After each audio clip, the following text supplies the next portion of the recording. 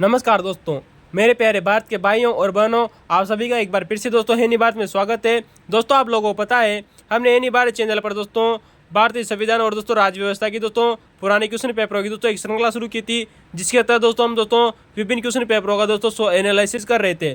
दोस्तों हमने दोस्तों इससे पहले दोस्तों भारतीय दोस्तों हमारे दोस्तों जो इतिहास है दोस्तों राजनीति की दोस्तों इतिहास की दोस्तों चर्चा कर ली थी दोस्तों। तो हमने दोस्तों इंडियन हिस्ट्री के बाद में दोस्तों शुरुआत की थी दोस्तों भारतीय संविधान की, और इससे पहले दोस्तों हम समाजशास्त्र के वीडियो कंप्लीट कर चुके थे दोस्तों, जो कि सेकंड ग्रेड और आरएएस मेंस के लिए दोस्तों वेरी मोस्ट इंपॉर्टेंट है दोस्तों, याद रखना। चलिए दोस्तों शुरुआत करते हैं। दोस्तों हम बात कर रहे थे दोस्तों भारतीय संविधान की, और दोस्तों आज का हमारा दोस्तों जो पेपर रहने वाला है दोस्तों 11वें नंबर का पेपर है दोस्तों। करीबन हम दोस्तों 70 से 80 पेपरों का दोस्तों सॉल्यूशन करने वाले दोस्तों आप लोगों के सामने आरपीएससी के दोस्तों पेपरों का एक भी क्वेश्चन बाहर नहीं जाएगा दोस्तों, विश्वास कीजिए दोस्तों। आने वाले समय में दोस्तों यहाँ से दोस्तों विश्वास करना, और दोस्तों भारतीय संविधान के साथ में हम दोस्तों राजस्थान राज्य व्यवस्था के क्वेश्चनों को भी हल कर रहे हैं। तो दोस्तों राजस्थान राज्य व्यवस्था से दोस्तों जितने भी क्वेश्चन पूछे जा रहे थे तो उनका भी दोस्तों हम सॉल्यूशन कर रहे थे दोस्तों। ये आज का हमारा दोस्तों जो वीडियो नंबर है दोस्तों 22वां नंबर रहने वाला है। और दोस्तों अभी तक दोस्तों आपने दोस्तों है नहीं बारे चैनल के दोस्तों व्हाट्सएप चैनल, फेसबुक चैनल और टेलीग्राम चैनल को ज्वाइन नहीं किया है तो कर लीजिए दोस्तों। आने वाले समय में दोस्तों यहाँ से एक भी क्वेश्चन बाहर नहीं जाएगा दोस्तों। आज का हमारा दोस्तों जो पेपर है दोस्तों हम सेकंड अब दोस्तों लगातार हम दोस्तों 10-15 दिन दोस्तों सेकंड ग्रेड के दोस्तों पुराने क्वेश्चन पेपरों का दोस्तों सॉल्यूशन करेंगे दोस्तों। किसके दोस्तों सेकंड ग्रेड के पुराने क्वेश्चन पेपरों का सॉल्यूशन करने वाले हैं।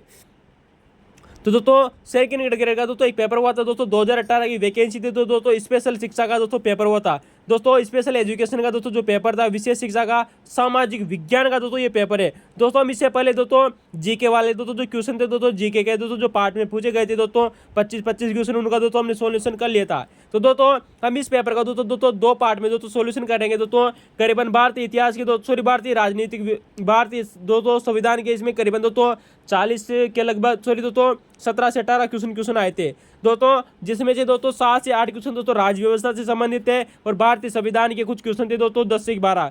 चलिए दोस्तों तो पहले दोस्तों भारतीय संविधान के क्वेश्चनों का सॉल्यूशन करेंगे, फिर पार्ट नंबर 2 में दोस्तों राज्य व्यवस्था से दोस्तों जितने भी क्वेश्चन आए थे 8 से 10 उनका सॉल्यूशन करेंगे दोस्तों। आने वाले सेकंड ग्रेड की दोस्तों एग्जाम में दोस्तों एक भी क्वेश्चन बाहर नहीं जाएगा दोस्तों। इन 8 या 9 पेपरों का दोस्तों सॉल्यूशन के बाद दोस्तों याद रखना दोस्तों 9 पेपरों के सॉल्यूशन के बाद में दोस्तों एक भी क्वेश्चन बाहर नहीं निकलेगा दोस्तों। सेकंड ग्रेड का विश्वास करना दोस्तों ये निवास चैनल पर। पहला क्वेश्चन आप लोगों के सामने दोस्तों बहुत ही शानदार क्वेश्चन है दोस्तों। हम इस क्वेश्चन को दोस्तों आप लोगों से दोस्तों इससे पहले बहुत बार डिस्कशन कर चुके थे दोस्तों इस क्वेश्चन के बारे में। आप हमारे पुराने वीडियो देखिएगा, एक भी क्वेश्चन बाहर नहीं जा रहे हैं दोस्तों। क्वेश्चन है कि भारत में कौन राजनीतिक निर्वाचन, यानी कि दोस्तों हमारा दोस्तों जो राष्ट्रपति का दोस्तों जो निर्वाचन होता है, हमारा दोस्तों जो प्रेसिडेंट का दोस्तों जो निर्वाचन होता है, उससे संबंधित दोस्तों जो विवाद होते हैं उन पर कौन विचारण का प्राधिकार किसके पास है। यानी कि दोस्तों राष्ट्रपति के निर्वाचन दोस्तों से संबंधित दोस्तों अगर कोई भी विवाद उत्पन्न होता है तो उसका दोस्तों उस पर दोस्तों विवाद दोस्तों उसके बाद में दोस्तों उस पर दोस्तों केस करने का दोस्तों जो अधिकार है उसकी किसके पास है। इसका उत्तर होगा दोस्तों भारतीय सुप्रीम कोर्ट के पास। यानी कि दोस्तों जो भारत का दोस्तों जो उच्चतम न्यायालय है दोस्तों, हमारा दोस्तों जो सुप्रीम कोर्ट है दोस्तों, सर्वोच्च न्यायालय दोस्तों जो कि दोस्तों दिल्ली में, इस नई दिल्ली में दोस्तों, उसके पास ये अधिकार है दोस्तों। हमने इससे पहले आप लोगों को दोस्तों डिस्कशन कर ली थी दोस्तों ये सब चीज़ें बात आप लोगों से दोस्तों याद रखना। ये दोस्तों सुप्रीम कोर्ट का दोस्तों मूल क्षेत्राधिकार के अंतर्गत भी आता है। लेकिन दोस्तों आप लोगों से दोस्तों याद रखना दोस्तों भारतीय संविधान का दोस्तों एक अनुच्छेद है जिसका नाम है दोस्तों अनुच्छेद 71। क्या नाम है दोस्तों? अनुच्छेद 71। आप लोगों को दोस्तों याद रखना चाहिए दोस्तों भारतीय संविधान का दोस्तों एक अनुच्छेद है जिसका नाम है दोस्तों अनुच्छेद 71। इसके अनुसार राष्ट्रपति का निर्वाचन हो दोस्तों या फिर दोस्तों उपराष्ट्रपति का चुनाव हो दोस्तों। यानी कि दोस्तों राष्ट्रपति और दोस्तों जो उपराष्ट्रपति के दोस्तों जो चुनाव से संबंधित दोस्तों कोई भी मामला हो गया दोस्तों उनका दोस्तों जो निपटारा करता है दोस्तों वो कौन करता है दोस्तों? आप लोगों का दोस्तों जो केवल और केवल दोस्तों सुप्रीम कोर्ट ही करता है दोस्तों। याद रखना दोस्तों भारतीय संविधान में दोस्तों अनुच्छेद 71 में साफ साफ कहा गया है दोस्तों कि राष्ट्रपति का निर्वाचन हो या वो दोस्तों उपराष्ट्रपति का निर्वाचन, उसके संबंधित अगर दोस्तों कोई भी विवाद उत्पन्न होता है तो उसका निपटारा दोस्तों केवल और केवल दोस्तों सर्वोच्च न्यायालय के द्वारा ही किया जाएगा। याद रखना दोस्तों। और दोस्तों सर्वोच्च न्यायालय दोस्तों इसके लिए दोस्तों जो भी निर्णय देगा ना दोस्तों राष्ट्रपति और उपराष्ट्रपति के दोस्तों चुनाव से संबंधित दोस्तों कोई भी दोस्तों निर्णय देगा दोस्तों सर्वोच्च न्यायालय, उसका निर्णय दोस्तों अंतिम माना जाता है दोस्तों। याद रखना दोस्तों सर्वोच्च न्यायालय ही दोस्तों इनके चुनाव से संबंधित मामले को देखता है दोस्तों और वही अपना दोस्तों निर्णय देता है और उस निर्णय को ही दोस्तों अंतिम निर्णय माना जाता है।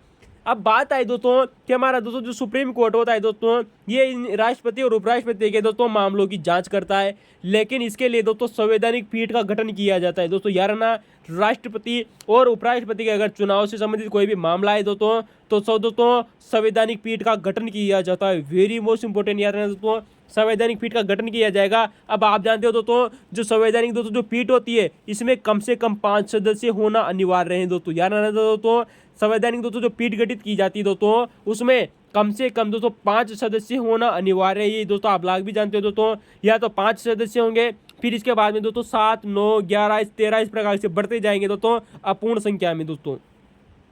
ठीक है दोस्तों, तो ये बात हो गई दोस्तों कि दोस्तों राष्ट्रपति और उपराष्ट्रपति का अगर चुनाव का कोई भी मामला हो गया तो उसे दोस्तों सुप्रीम कोर्ट देखता है। इसके अलावा दोस्तों इसके लिए दोस्तों संवैधानिक पीठ का गठन किया जाता है, और दोस्तों जो संवैधानिक दोस्तों जो पीठ होती है दोस्तों जो निर्णय देती है, वही उसका निर्णय अंतिम माना जाता है। लेकिन आखिर बात दोस्तों ये आई दोस्तों कि आखिर दोस्तों विवाद अगर चुनाव में दोस्तों कोई भी दोस्तों विवाद उत्पन्न हो गया, तो चुनाव में दोस्तों शिकायत कौन करेगा, शिकायत कब की जाती है दोस्तों, ये इंपॉर्टेंट है दोस्तों, क्वेश्चन पूछा जा चुका है। तो चुनाव से संबंधित अगर दोस्तों कोई भी शिकायत हो गई दोस्तों, चाहे वो राष्ट्रपति का चुनाव हो चाहे उपराष्ट्रपति का हो, अगर चुनाव से संबंधित अगर कोई भी शिकायत है ना दोस्तों, तो दोस्तों चुनाव का दोस्तों जो परिणाम है उसके घोषित होने से पहले 30 दिन पहले, यानी कि दोस्तों अगर परिणाम दोस्तों जिस तिथि को आने वाला है ना दोस्तों, उस तिथि के 1 महीने के पहले दोस्तों शिकायत करनी होगी दोस्तों। याद रखना दोस्तों, अगर 1 महीने से भी कम दिन घट गए तो शिकायत नहीं की जा सकती। याद रखना दोस्तों, शिकायत स्वयं उम्मीदवार ही कर सकता है, यानी दोस्तों कोई बाहरी व्यक्ति या भारतीय जनता इसमें दोस्तों चुनाव से संबंधित कोई भी दोस्तों शिकायत नहीं कर सकती थी। जो व्यक्ति दोस्तों उम्मीदवार है, जो उसमें जिस व्यक्ति ने वहाँ पर दोस्तों वोटिंग डाला है दोस्तों, वही व्यक्ति दोस्तों उसमें शिकायत कर सकता है दोस्तों, या फिर दोस्तों शिकायत स्वयं उम्मीदवार कर सकता है, अथवा न्यूनतम 20 निर्वाचक दोस्तों जो गण होते हैं दोस्तों, 20 निर्वाचक दोस्तों जो गण है वह उसमें दोस्तों शिकायत कर सकते हैं। किसमें दोस्तों, इस राष्ट्रपति और उपराष्ट्रपति से संबंधित कोई भी मामले से संबंधित, इनके निर्वाचन से संबंधित।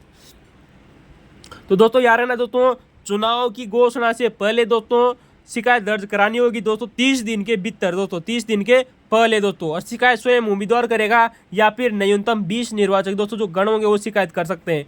दोस्तों आप लोगों से दोस्तों याद रखनी चाहिए दोस्तों, यहाँ से क्वेश्चन पूछा जा चुका है दोस्तों, अगर दोस्तों राष्ट्रपति का चुनाव से संबंधित दोस्तों कोई भी मामला हो दोस्तों, अगर दोस्तों राष्ट्रपति का चुनाव दोस्तों शून्य घोषित कर दिया जाए या अवैध घोषित कर दिया जाए, तो दोस्तों राष्ट्रपति के द्वारा दोस्तों जो भी कार्य किए जाते हैं ना अनुच्छेद 71 के तहत दोस्तों, यानी कि दोस्तों अनुच्छेद 71 में साफ साफ लिखा हुआ है कि राष्ट्रपति जो भी कार्य करेगा, चाहे उसका वजह से चुनाव दोस्तों शून्य घोषित कर दिया जाए, फिर भी उसके दोस्तों जो सभी कार्य है दोस्तों वो वैध मान्य होंगे, यानी कि दोस्तों कानूनी मान्यता प्राप्ति दोस्तों उन कार्यों को दोस्तों। ठीक है दोस्तों, वो सारे के सारे कैसे होंगे दोस्तों, वैध होंगे, अर्थात दोस्तों मान्य होंगे।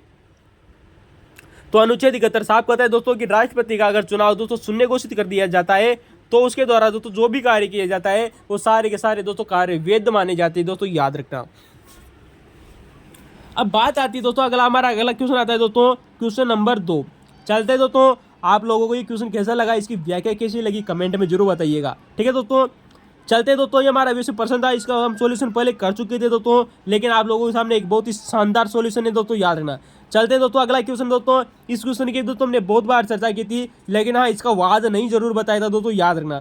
बात करते हैं दोस्तों, सुप्रीम कोर्ट में दोस्तों एक निर्णय दिया था दोस्तों, हमारा दोस्तों जो सर्वोच्च न्यायालय है इसने दोस्तों एक निर्णय दिया था कि हमारा दोस्तों जो अनुच्छेद है, अनुच्छेद 105 की धारा 3, कैसे दोस्तों, अनुच्छेद 105 की धारा 3 तथा अनुच्छेद 194 की दोस्तों धारा 3, तो दो धाराएं आप लोगों को दी गई है दोस्तों, अनुच्छेद 105 की धारा 3 और अनुच्छेद 194 की धारा 3 के उपबंधों जो उनके अंतर्गत दोस्तों जो भी उपबंध दिए गए, यानी कि अनुच्छेद 105 की धारा 3 और अनुच्छेद 194 की धारा 3 के अंतर्गत दोस्तों जो भी उपबंध दिए गए हैं वो संवैधानिक कानून है। कैसे दोस्तों, वो संवैधानिक कानून है, अर्थात यूं कह सकते हैं दोस्तों कि ये संसद या विधानमंडल द्वारा बनाए गए साधारण कानून नहीं है दोस्तों।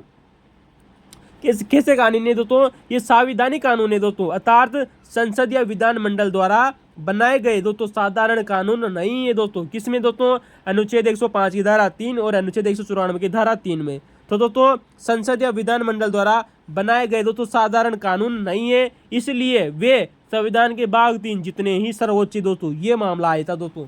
तो दोस्तों संसद या विधानमंडल द्वारा बनाए गए कानून नहीं है, अतः इसलिए वे संविधान का दोस्तों जो भाग नंबर 3 है, अब भाग आप 3 जो तो आप जानते हो दोस्तों, भाग 3 हमारे दोस्तों जो मौलिक अधिकार है दोस्तों उनसे संबंधित है दोस्तों। तो दोस्तों भाग 3 जितने ही सर्वोच्च दोस्तों ये निर्णय सुप्रीम कोर्ट ने किस वाद में दिया था, बहुत ही शानदार प्रश्न है दोस्तों। इसका उत्तर क्या होगा दोस्तों, बताइए दोस्तों। दोस्तों एक बार फिर देख लेना दोस्तों कि सुप्रीम कोर्ट ने किस निर्णय में दिया, कहा था कि अनुच्छेद 105 की धारा 3 और अनुच्छेद 194 की धारा 3 के दोस्तों जो उपबंध है वो संवैधानिक कानून है, अर्थात संसद या विधानमंडल द्वारा बनाए गए साधारण कानून नहीं है, इसलिए वे संविधान के भाग 3 जितने ही सर्वोच्च यह निर्णय दिया था सुप्रीम कोर्ट ने दोस्तों। एम शर्मा बनाम श्री कृष्ण सिन्हा एक वाद आया था दोस्तों सुप्रीम कोर्ट के सामने, उसमें यह निर्णय दिया गया था। जबकि आप लोगों को बताएं, हम इससे पहले हम दोस्तों बहुत बार बात कर चुके हैं दोस्तों कि अनुच्छेद 105 में दोस्तों संसद के विशेषाधिकार दिए गए। क्या दिए गए दोस्तों, संसद के विशेषाधिकार दिए गए हैं। जबकि दोस्तों एक बार फिर देखना दोस्तों संसद के विशेषाधिकार किसने दिए गए दोस्तों, अनुच्छेद 105 की धारा 3 में दोस्तों। तो दोस्तों और हमने बात की थी दोस्तों इससे पहले दोस्तों कि दोस्तों जो न्यायवादी है वो संसद का सदस्य नहीं होता, फिर भी इसकी बैठकों में भाग लेता है दोस्तों, और उसे दोस्तों बोलने का भी अधिकार होता है लेकिन मत नहीं देता है दोस्तों। अतः न्यायवादी का दोस्तों जो न्यायवादी के दोस्तों जो विशेषाधिकार है वो भी इसी अनुच्छेद 105 में है। ठीक है दोस्तों, वही बात करेंगे दोस्तों कि अनुच्छेद 194 की धारा 3 दोस्तों विधानमंडल के दोस्तों जो सदस्य होते हैं उसके विशेषाधिकारों से संबंधित है दोस्तों। किससे दोस्तों, विधानमंडल के विशेषाधिकारों से संबंधित है दोस्तों, 11 अनुच्छेद 194 की धारा 3। तो दोस्तों ये हमारा प्रश्न था दोस्तों। आपको दोस्तों ये प्रश्न कैसा लगा कमेंट में जरूर बताइएगा, और दोस्तों अपने दोस्तों को शेयर करना न भूले। चलते दोस्तों अगला क्वेश्चन हमारा दोस्तों बहुत ही शानदार क्वेश्चन है दोस्तों। क्वेश्चन नंबर 3 है दोस्तों कि दोस्तों भारतीय संविधान का दोस्तों किस अनुच्छेद का, यानी कि दोस्तों हमारे भारतीय संविधान का दोस्तों ऐसा कौन सा अनुच्छेद है दोस्तों जिसमें सार्वजनिक संपत्ति को सुरक्षित रखने की बात कही गई है दोस्तों। क्वेश्चन है दोस्तों आप लोगों के सामने, भारतीय संविधान का कौन सा अनुच्छेद दोस्तों सार्वजनिक संपत्ति को सुरक्षित रखने हेतु, भारतीय संविधान का कौन सा अनुच्छेद सार्वजनिक संपत्ति को सुरक्षित रखने हेतु उल्लेख करता है दोस्तों। यानी कि दोस्तों हमने दोस्तों आप लोगों से दोस्तों बहुत बार बात की थी दोस्तों कि हमारे दोस्तों संविधान का दोस्तों जो अनुच्छेद दोस्तों 19(1) एफ की दोस्तों जो धारा है उसमें दोस्तों संपत्ति का अधिकार है, लेकिन यहाँ पर बात की जा रही है दोस्तों सार्वजनिक संपत्ति का। दोस्तों ये हमारा दोस्तों एक मूल कर्तव्य है। क्या है दोस्तों, ये एक मूल कर्तव्य है, और आप जानते हैं दोस्तों मूल कर्तव्य किसमें दोस्तों, अनुच्छेद 51 कम है, लेकिन दोस्तों सार्वजनिक संपत्ति का मूल कर्तव्य किस अनुच्छेद में दोस्तों, अनुच्छेद 51 का नंबर दोस्तों जो 6 नंबर का दोस्तों जो अनुच्छेद है हमारा, जिसे दोस्तों हम आई नंबर के नाम से भी जाना जाता है। तो दोस्तों आई बोल दीजिए दोस्तों, इंग्लिश का आई या हिंदी का दोस्तों ज। तो दोस्तों इसमें सार्वजनिक संपत्ति को दोस्तों सुरक्षित रखने की बात कही गई थी दोस्तों। हमने आप लोगों से बताया था दोस्तों आय का मतलब होता है दोस्तों इनकम, इसे दोस्तों सार्वजनिक संपत्ति भी बोलते हैं दोस्तों। तो दोस्तों याद रखना दोस्तों बहुत बारी क्वेश्चन इस प्रकार से भी क्वेश्चन पूछा जा रहा है दोस्तों कि दोस्तों हमारे भारतीय संविधान का दोस्तों कौन सा मूल कर्तव्य दोस्तों सुरक्षा की बात करता है या फिर दूरी की बात करता है दोस्तों। सुरक्षा का दोस्तों सुरक्षा कौन सा मूल कर्तव्य है दोस्तों, इसका उत्तर होगा दोस्तों आई नंबर का कर्तव्य। तो दोस्तों 6 नंबर बोल दीजिए दोस्तों या आई बोल दीजिए दोस्तों। सुरक्षा का मतलब होता है दोस्तों सेफ गार्ड, और दूरी का मतलब होगा दोस्तों एब्जूर। ठीक है दोस्तों, एब्जूर और या दोस्तों सेफ गार्ड की कौन सा मूल कर्तव्य बात करता है, वो यही है दोस्तों आई नंबर का दोस्तों, याद रखना। तो मूल कर्तव्य है दोस्तों आई नंबर का, जो कि दोस्तों सार्वजनिक संपत्ति को सुरक्षित रखने तथा हिंसा से दूर रहने की बात करता है। यानी कि दूर रहने की बात की जा रही है दोस्तों किससे दोस्तों हिंसा से, जबकि सुरक्षित रखने की किसकी बात हो रही है दोस्तों, सार्वजनिक संपत्ति की। यानी कि सुरक्षा और दूरी से संबंधित दोस्तों जो भी दोस्तों हमारा मूल कर्तव्य है दोस्तों वो यही है दोस्तों। इसके बाद वाला दोस्तों जो आता है दोस्तों वो अने आता है दोस्तों। ज के बाद में क्या आएगा दोस्तों, अना आएगा, या इसे दोस्तों इंग्लिश का ज भी बोला जाता है दोस्तों। इंग्लिश का ज दोस्तों जो है वो सतत प्रयास से संबंधित है दोस्तों। किससे संबंधित दोस्तों, सतत प्रयास, टू स्ट्राइव टू वार्ड्स दोस्तों। क्या है दोस्तों, टू स्ट्राइव टू वार्ड्स। तो दोस्तों टू स्ट्राइव टू दोस्तों वार्ड, यानी कि दोस्तों सतत प्रयास की बात की जा रही है दोस्तों। हमारा दोस्तों जो मूल कर्तव्य है दोस्तों ज नंबर का, वो सतत प्रयास की बात करता है। वहीं हम बात करेंगे दोस्तों कि हमारा दोस्तों जो के नंबर का दोस्तों जो है इंग्लिश का दोस्तों जो क नंबर का दोस्तों जो मूल कर्तव्य है मूल कर्तव्य है दोस्तों, जिसे हम त नंबर का भी बोला जाता है। बहुत बार हम इससे पहले भी आप लोगों को बता चुके थे कि दोस्तों बच्चों की शिक्षा से अधिकार से संबंधित है दोस्तों 86वां संविधान संशोधन वर्ष 2002 में जोड़ा गया था। इसमें दोस्तों बच्चों को शिक्षा का अवसर प्रदान करने की बात कही गई थी। यानी कि दोस्तों ये अवसर प्रदान करने की बात करता है, बच्चों को शिक्षा के अवसर प्रदान करने चाहिए। तो दोस्तों अवसर प्रदान करने का दोस्तों जो मूल कर्तव्य है दोस्तों वो क नंबर का है। तो दोस्तों सुरक्षा और दूरी से संबंधित आई नंबर का, जे नंबर का वो कह दोस्तों सतत प्रयास से संबंधित और अवसर प्रदान करना, त नंबर का। अब दोस्तों आप लोगों ने दोस्तों ये फैक्ट कभी भी नहीं सुना होगा दोस्तों, विश्वास करना दोस्तों इन बार चैनल पर। और दोस्तों बहुत ही शानदार फैक्ट है कि हमारा दोस्तों सुप्रीम कोर्ट के दोस्तों एक मुख्य न्यायाधीश हुआ करते थे दोस्तों रमेश चंद्र लोहाटी। क्या नाम है दोस्तों? रमेश चंद्र लोहाटी। दोस्तों हमें कमेंट में बताइएगा दोस्तों कि रमेश चंद्र लोहाटी सुप्रीम कोर्ट के मुख्य न्यायाधीश कब बने थे। दोस्तों ये मुख्य न्यायाधीश हुआ करते थे दोस्तों भारत के वर्ष 2004 से दोस्तों 2005 की बात आती है। तो दोस्तों सुप्रीम कोर्ट के दोस्तों एक मुख्य न्यायाधीश रमेश चंद्र लोहाटी वर्ष 2004 से 2005 के बीच में दोस्तों भारत के सुप्रीम कोर्ट के जो तो सीजीआई बने थे दोस्तों यार दोस्तों। इन्होंने दोस्तों जो मूल कर्तव्य थे हमारे, यानी कि दोस्तों फंडामेंटल दोस्तों जो ड्यूटीज है दोस्तों, इनको 100 पीस कहा था। क्या कहा था दोस्तों? 100 पीस तथा मृत अक्षर कहा था। फिर गौर करना दोस्तों, रमेश चंद्र लोहाटी दोस्तों जो हमारे सुप्रीम कोर्ट के मुख्य न्यायाधीश बने थे वर्ष 2004 से 2005 के बीच में। इन्होंने मूल कर्तव्यों को दोस्तों 100 पीस कहा था, क्योंकि ये दोस्तों न्यायालय में परिवर्तनीय नहीं है ना दोस्तों। कौन दोस्तों? मूल कर्तव्य। तो दोस्तों मूल कर्तव्य दोस्तों न्यायालय में परिवर्तनीय नहीं है, अतः रमेश चंद्र लोहाटी ने दोस्तों इनको मूल कर्तव्यों को दोस्तों 100 पीस तथा मृत अक्षर यानी कि दोस्तों डेड कैटर कहा था। क्या कहा था दोस्तों? डेड कैटर। तो दोस्तों मृत अक्षर किसने कहा था? दोस्तों रमेश चंद्र लोहाटी ने कहा था। मूल कर्तव्यों को कहा था। वेरी मोस्ट इंपोर्टेंट है। अब दोस्तों जिस प्रकार से दोस्तों अभी हाल ही में दोस्तों इससे पहले हमने दोस्तों क्वेश्चन नंबर दोस्तों 2 किया था MS शर्मा बनाम दोस्तों श्री कृष्ण सिन्हा मामला, दोस्तों इसी प्रकार के दोस्तों बहुत सारे मामले दोस्तों जो आप लोगों से एग्जामों में रिपीट हो रहे हैं दोस्तों, याद रखना। एक दोस्तों मूल कर्तव्य की दोस्तों यहाँ पर बात हो रही है, तो मूल कर्तव्य से संबंधित दोस्तों 2 प्रमुख दोस्तों मामले हैं दोस्तों। कौन कौन सा है? एक है दोस्तों नवीन जिंदल बनाम भारत संघ का मामला। याद रखना दोस्तों, सुप्रीम कोर्ट ने दोस्तों कुछ निर्णय दिए थे दोस्तों मूल कर्तव्यों से संबंधित। वो 2 निर्णय दोस्तों बहुत ज्यादा फेमस है। नंबर 1 आता है दोस्तों नवीन जिंदल बनाम दोस्तों भारत संघ का मामला। कौन सा दोस्तों? नवीन जिंदल बनाम दोस्तों जो भारत संघ का दोस्तों जो मामला था, इसमें कहा गया था कि हमारे दोस्तों जो मूल कर्तव्य हैं उसमें राष्ट्रीय ध्वज को सम्मान, हमारा दोस्तों जो राष्ट्रीय ध्वज को सम्मान व गरिमा के साथ फहराने का अधिकार है दोस्तों। याद रखना दोस्तों, सुप्रीम कोर्ट ने कहा था कि हमारे मूल कर्तव्यों में राष्ट्रीय ध्वज को सम्मान व गरिमा के साथ फहराने का अधिकार दिया जाना चाहिए दोस्तों। तो किस में कहा था दोस्तों? मूल कर्तव्यों में राष्ट्रीय ध्वज को सम्मान व गरिमा के साथ फहराने का अधिकार दिया जाना चाहिए। सुप्रीम कोर्ट ने दोस्तों नवीन जिंदल बनाम भारत संघ मामले में ऐसा कहा था। दोस्तों मूल कर्तव्य संबंधित दोस्तों एक और मामला आता है जिसका नाम है दोस्तों SC मेहता बनाम भारत संघ का मामला। कौन सा दोस्तों? SC मेहता बनाम भारत संघ मामला सन 1988 का दोस्तों एक मामला था। दोस्तों सन 1988 के इस मामले में दोस्तों SC मेहता, याद रखना वेरी मोस्ट इंपोर्टेंट है, क्वेश्चन पूछा जा सकता है दोस्तों 2nd ग्रेड में या 1st ग्रेड में या RS मेंस में। दोस्तों एक अनुच्छेद आया था दोस्तों, आप लोगों को पता है दोस्तों भारतीय संविधान का दोस्तों एक अनुच्छेद है दोस्तों जिसका नाम है अनुच्छेद 51 क ज। क्या नाम है दोस्तों? अनुच्छेद 51 क जी। दोस्तों अनुच्छेद जी में हमने आप लोगों से बात की थी दोस्तों कि इसमें दोस्तों वन, झील, नदी और दोस्तों वन्य जीवों की बात की जा रही थी दोस्तों, याद रखना। तो दोस्तों अनुच्छेद 51 क ज में दोस्तों जो मूल कर्तव्य दोस्तों, इसमें केंद्र सरकार का कर्तव्य बताया गया है कि वह देश के सभी शिक्षण संस्थानों में, यानी कि दोस्तों हमारे दोस्तों देश में जितने भी शिक्षण संस्थान हैं उनमें केंद्र सरकार के द्वारा 1 सप्ताह में दोस्तों, किसमें दोस्तों?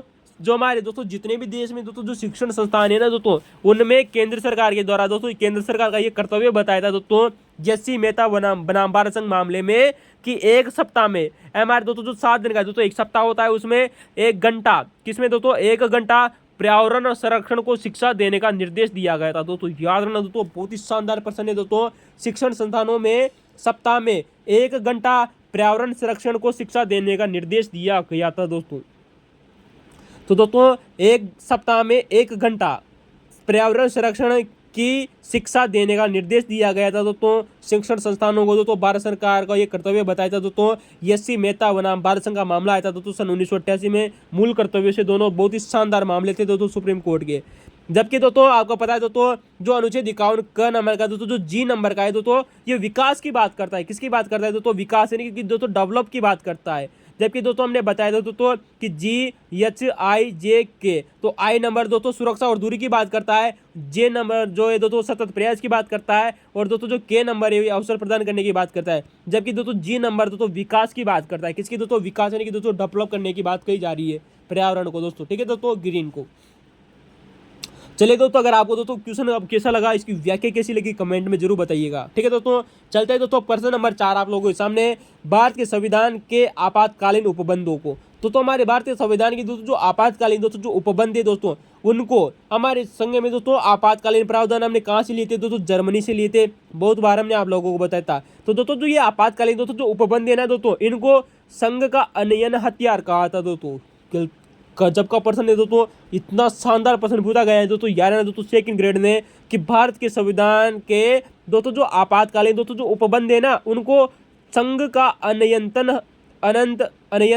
हथियार कहा था दोस्तों, यानी कि दोस्तों यूनियन लॉन्ग आर्म्स कहा था। क्या कहा था दोस्तों? यूनियन लॉन्ग्स और आर्म, संघ का अनयंतम हथियार कहा था दोस्तों। किसको दोस्तों? आपातकालीन उपबंध को। ऐसा कहा कितने से दोस्तों? ये क्वेश्चन आप लोगों से पूछा गया है कि भारत के संविधान में दोस्तों जो आपातकालीन दोस्तों जो उपबंध है, ये संघ के अनयंतम हथियार है, ऐसा कहा था दोस्तों ग्रेनविल ऑस्टिन ने। दोस्तों ग्रेनविल ऑस्टिन की दोस्तों मैं आप लोगों से दोस्तों बहुत बार बात कर चुके हैं, इनकी पुस्तकों की चर्चा कर चुके थे। ग्रेनविल ऑस्टिन कहाँ के रहने वाले थे, ये भी हमने चर्चा की थी। अब बात करेंगे दोस्तों आपातकालीन उपबंधों की। दोस्तों जर्मनी से लिए गए थे, हमने आप लोगों से बात करती थी। हमारे भारतीय संविधान का दोस्तों जो भाग नंबर दोस्तों जो 18 है, इसमें दोस्तों आपातकालीन उपबंधों की बात की जा रही है। कौन कौन से दोस्तों आपातकाल थे दोस्तों, ये भी हमने आप लोगों से बहुत बार चर्चा की थी। फिर कभी इनको डीप में पढ़ेंगे। लेकिन दोस्तों आप लोगों से दोस्तों एक क्वेश्चन बन सकता है दोस्तों, जिस प्रकार से यहाँ पर खतरनाक क्वेश्चन बना, एक खतरनाक क्वेश्चन बनता है कि भारत शासन दोस्तों जो अधिनियम सन 1935 है ना दोस्तों, इसके किस अनुच्छेद में दोस्तों आपातकालीन प्रावधानों का उल्लेख था? इसका उत्तर होगा दोस्तों अनुच्छेद 93। कौन था दोस्तों? भारत शासन अधिनियम सन 1935 का है दोस्तों जो एक अनुच्छेद है, जिसका नाम था दोस्तों अनुच्छेद 93। उसमें दोस्तों आपातकालीन प्रावधान का वर्णन किया गया था। वेरी मोस्ट इंपोर्टेंट है दोस्तों, याद रखना। अब दोस्तों यहाँ पर दोस्तों ग्रेनविल ऑस्टिन का दोस्तों आप लोगों से कथन पूछा जा चुका है दोस्तों। हो सकता है दोस्तों यहाँ से आपके आने वाले समय में और भी कथन पूछे जा सकते हैं दोस्तों।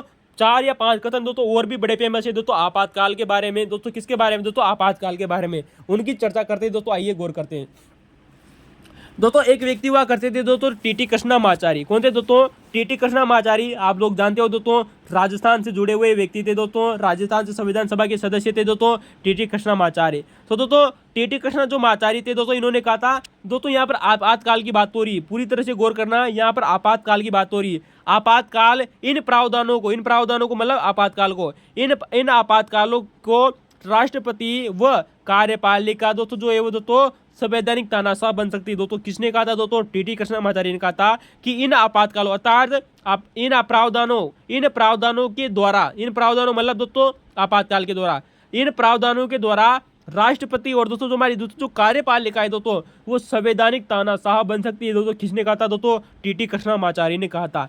जबकि दोस्तों अल्लादी कृष्णा स्वामी दोस्तों जो अय्यर थे दोस्तों, अल्लादी कृष्णा स्वामी अय्यर, दोस्तों हमने आप लोगों से बात की थी दोस्तों अल्लादी कृष्णा स्वामी अय्यर के बारे में। दोस्तों किस समिति के सदस्य थे दोस्तों, कमेंट में जरूर बताना। तो दोस्तों अल्लादी कृष्णा जो है तो जो स्वामी अय्यर थे दोस्तों, इन्होंने दोस्तों जो हमारी दोस्तों जो आपातकाल है दोस्तों, आपातकाल को क्या कहा था दोस्तों? संविधान का जीवन साथी कहा था। क्या कहा था दोस्तों? संविधान का जीवन साथी कहा था दोस्तों, याद रखना दोस्तों, इंपॉर्टेंट है दोस्तों। आपातकाल को संविधान का जीवन साथी किसने कहा था दोस्तों? अल्लादी कृष्णा स्वामी अय्यर ने कहा था। वेरी मोस्ट इंपॉर्टेंट है दोस्तों, भांडाफोड़ यूपीएससी दोस्तों। इसके अलावा दोस्तों आपको पता है दोस्तों जो महावीर त्यागी दोस्तों, एक दोस्तों राजनीतिज्ञ हुए थे दोस्तों महावीर त्यागी। दोस्तों कौन थे दोस्तों? महावीर त्यागी। दोस्तों इन्होंने आपातकाल को क्या कहा था दोस्तों, यानी कि दोस्तों हमारी दोस्तों जो आपातकालीन दोस्तों जो उपबंध है दोस्तों, उनको महावीर त्यागी ने क्या कहा था दोस्तों? सुरक्षा वाल्व कहा था दोस्तों। क्या कहा था दोस्तों? सुरक्षा वाल्व कहा था दोस्तों। वेरी मोस्ट इंपॉर्टेंट है दोस्तों, याद रखना। तो दोस्तों अल्लादी कृष्णा स्वामी अय्यर ने दोस्तों संविधान का जीवन साथी कहा दोस्तों आपातकाल को। वहीं दोस्तों जो महावीर दोस्तों जो त्यागी थे, इन्होंने इसको सुरक्षा वाल्व कहा था। क्या कहा था दोस्तों? सुरक्षा वाल्व कहा था। इसके अलावा दोस्तों हम बात करेंगे दोस्तों कि अंबेडकर ने भारतीय संघ को दोस्तों अनोखा कहा था। यानी कि दोस्तों हमारे दोस्तों जो अंबेडकर थे दोस्तों, इन्होंने आपातकाल के बारे में क्या कहा था? ये क्वेश्चन कथन दोस्तों आप लोगों से पूछा जा सकता है दोस्तों, याद रखना। फर्स्ट ग्रेड जैसे एग्जामों में लिखे बहुत ही शानदार प्रश्न था दोस्तों, ये याद रखना। तो दोस्तों अंबेडकर ने हमारे दोस्तों जो आपातकाल है इनको क्या कहा था दोस्तों? तो अंबेडकर ने कहा दोस्तों कि हमारे दोस्तों भारतीय संघ अनोखा है। बिल्कुल सही बात है दोस्तों, ये तो सही बात है कि भारतीय दोस्तों जो हमारा दोस्तों जो इंडियन दोस्तों जो यूनियन है दोस्तों, वो तो दोस्तों अनोखा है। बिल्कुल सही बात है, क्योंकि किसी अन्य संघ के विपरीत आपातकाल व प्रबंधन है दोस्तों। क्या कहा था दोस्तों? कि वह क्योंकि किसी अन्य संघ के विपरीत, यानी कि दोस्तों किसी भी संघ में दोस्तों आपातकाल दिया हो या नहीं दिया हो ये बात की बात है, लेकिन किसी अन्य संघ के विपरीत आपातकाल में वह अपना रूपांतरण एकात्मक राज्य के रूप में कर सकता है। ये इसका दोस्तों अनोखा विशेषता है। किसकी दोस्तों? अंबेडकर ने कहा कि हमारा दोस्तों जो भारतीय संविधान है दोस्तों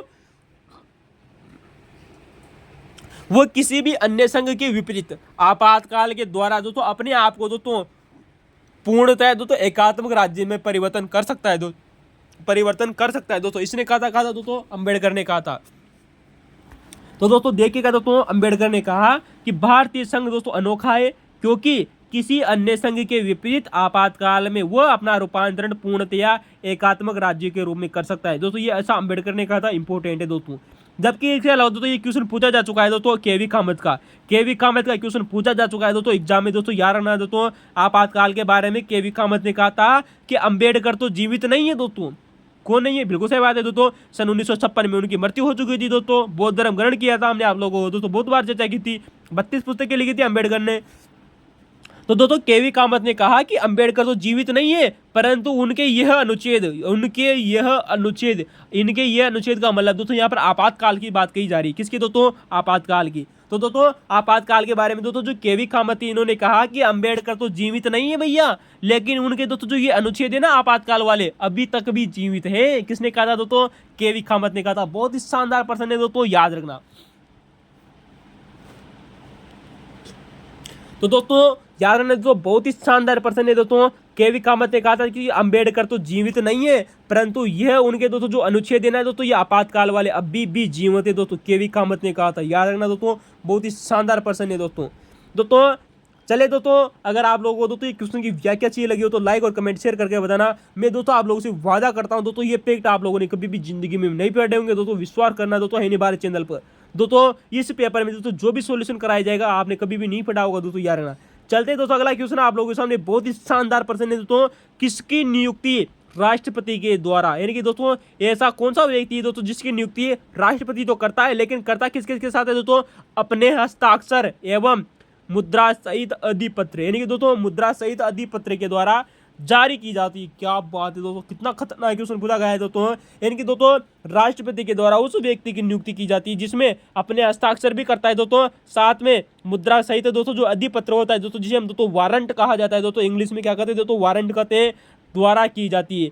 यानी कि राष्ट्रपति किन किन व्यक्तियों की दोस्तों नियुक्ति अपने हस्ताक्षर तथा वारंट यानी कि दोनों के साथ में कर सकते हैं दोस्तों राष्ट्रपति नियुक्तियां तो बहुत सारों की व्यक्तियों की करता है, लेकिन किस किस के खिलाफ दोस्तों किस किस के साथ में दोस्तों वारंट जारी करता है? कितना शानदार प्रश्न पूछा गया था दोस्तों। यहाँ पर सिर्फ 2 ही ऑप्शन सही थे दोस्तों। 2 ऑप्शन कौन कौन से सही थे उनकी चर्चा करते हैं। एक तो पहला 2 का दोस्तों भारत का मुख्य न्यायाधीश दोस्तों, वेरी मोस्ट इंपोर्टेंट है दोस्तों। हमारे दोस्तों जो सुप्रीम कोर्ट का दोस्तों जो मुख्य न्यायाधीश होता है उसकी नियुक्ति हेतु भी दोस्तों क्या किए जाते हैं दोस्तों?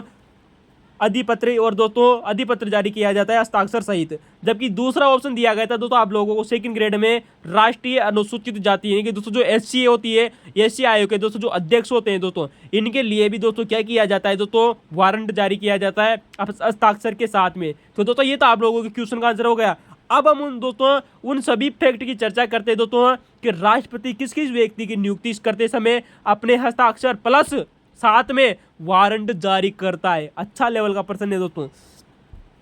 तो दोस्तों यहां पर दोस्तों आप लोगों को पता होगा दोस्तों, तो पहली गौर तो आप यही करना दोस्तों कि राष्ट्रपति अपने हस्ताक्षर के द्वारा बहुत सारी व्यक्तियों की नियुक्ति करता है, लेकिन वारंट जारी करने की बात केवल दोस्तों आप लोगों से दोस्तों 3 चीजें याद रखनी दोस्तों। कितनी चीजें याद रखनी दोस्तों? केवल दोस्तों 3 व्यक्तियों के खिलाफ दोस्तों 3 व्यक्तियों के साथ ही दोस्तों वो वारंट जारी करता है। अब वो 3 व्यक्ति कौन कौन सी दोस्तों उनकी बात करते हैं दोस्तों, जिनके साथ में वारंट जारी करता है उनकी नियुक्ति के साथ में। तो दोस्तों नंबर 1 तो बात आप लोगों के सामने दोस्तों भारत का मुख्य न्यायाधीश हो गए दोस्तों सीजीआई। तो दोस्तों सीजीआई को भी हम उसी में गिन लेंगे। और दोस्तों राष्ट्रीय अनुसूचित जाति यानी कि दोस्तों जो एससी आयोग होता है ना दोस्तों नेशनल लेवल का, उसके दोस्तों जो अध्यक्ष होते हैं। लेकिन दोस्तों इन चीजों को समझिएगा दोस्तों, एक होता है दोस्तों हमारा सर्वोच्च न्यायालय, एक होते हैं दोस्तों हमारे हाई कोर्ट। क्या होते हैं दोस्तों?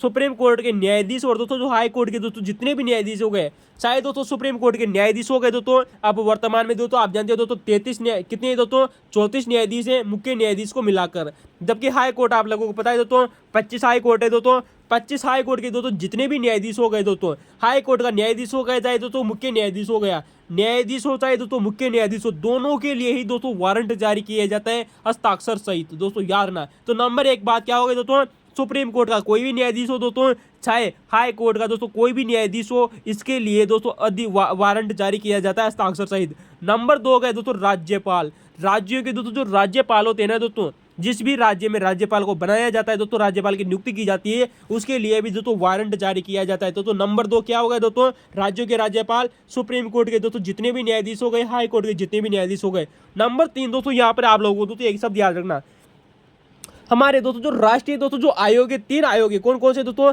एससी आयोग यानी कि दोस्तों अनुसूचित जाति आयोग और अनुसूचित जनजाति आयोग, जिसे हम दोस्तों एसटी बोलते हैं, और अन्य पिछड़ा वर्ग दोस्तों आयोग यानी कि दोस्तों राष्ट्रीय एससी आयोग, एसटी का आयोग और ओबीसी का आयोग, यानी कि दोस्तों हम यूं कह सकते हैं दोस्तों कि राष्ट्रीय अनुसूचित जाति आयोग, राष्ट्रीय अनुसूचित जनजाति आयोग और राष्ट्रीय अन्य पिछड़ा वर्ग दोस्तों जो आयोग है, तीनों आयोगों के दोस्तों जो अध्यक्ष हो गए, उपाध्यक्ष हो गए और उनके दोस्तों जो सदस्य होते हैं दोस्तों, याद रखना दोस्तों, अध्यक्ष, सदस्य और उपाध्यक्ष दोस्तों तीनों की दोस्तों जब नियुक्ति की जाती है दोस्तों राष्ट्रपति के द्वारा, इनकी नियुक्ति कौन करता है दोस्तों, राष्ट्रपति करता है। राष्ट्रपति इनकी नियुक्ति के लिए दोस्तों वारंट जारी करता है। वेरी मोस्ट इंपोर्टेंट है दोस्तों, बहुत ही शानदार फैक्ट है।